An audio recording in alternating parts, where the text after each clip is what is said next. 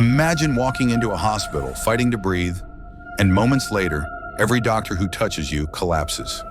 One after another, they faint, vomit, and gasp for air.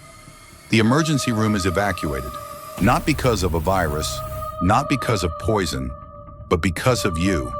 Her name was Gloria Ramirez. The world remembers her as the Toxic Lady. Welcome to Truth and Tales TV, where we uncover real mysteries that defy reason and leave even science speechless. If you followed stories like Elisa Lam's disappearance or the haunting death in room 1046, you already know the truth is often more terrifying than fiction. So before we begin, make sure you subscribe and join the fearless family, because tonight we dive into one of the most disturbing real cases in modern history. It was February 19th, 1994, at Riverside General Hospital in California. Around 8:15 p.m., an ambulance rushed in a 31-year-old woman named Gloria Ramirez. She was suffering from late-stage cervical cancer, struggling to breathe, her pulse weak, her heart racing. The ER team quickly surrounded her, trying everything to keep her alive. But from the moment they touched her, something felt off.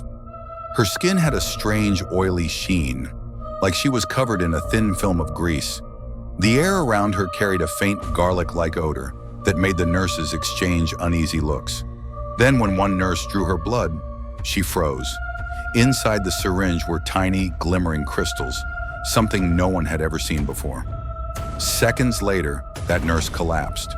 Another began coughing and vomiting. A third lost consciousness. Then the doctor went down too. Within minutes, chaos. More than 20 medical staff members fainted or struggled to breathe. The ER was in complete panic.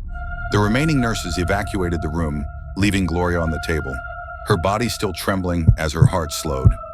By 8:50 p.m., she was gone. But the story was just beginning. The staff who touched her were hospitalized. Investigators who examined her later also fell ill. Her body was sealed in an airtight coffin, as though she carried a deadly secret. What had happened inside that hospital room? The first theory came from chemists. They said Gloria might have used a home pain reliever that contained dimethyl sulfoxide, a harmless solvent that could have reacted under the ER's intense environment, transforming into dimethyl sulfate, a gas so toxic it can paralyze your lungs. It made sense, but not completely, because no one could reproduce the reaction. Other theories were darker. Some believed she'd been accidentally exposed to experimental chemicals or had worked around hazardous materials that reacted inside her body.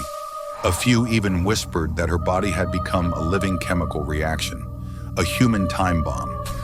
But what makes this even more chilling is that no one could ever prove what really happened. The official reports were inconclusive. The scientists disagreed. The mystery stayed buried with her. Now think about it. In a world full of synthetic drugs, processed food, and experimental chemicals, how long before something like this happens again? Could a person's body really become so unstable that it poisons the air itself? We trust science to explain everything, but sometimes science meets something it can't understand.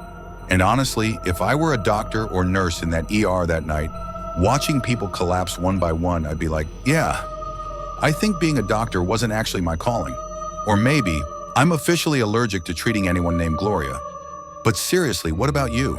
If you were a nurse or doctor there that night and you saw your coworkers fainting after touching a patient, what would you do? Stay to help or run for your life? Gloria Ramirez's death remains a mystery that science refuses to claim and history refuses to forget.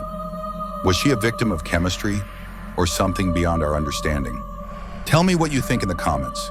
And if you crave more true mysteries, the kind that chill your spine and make you question what's real, subscribe to Truth and Tales TV, because the next story is darker still.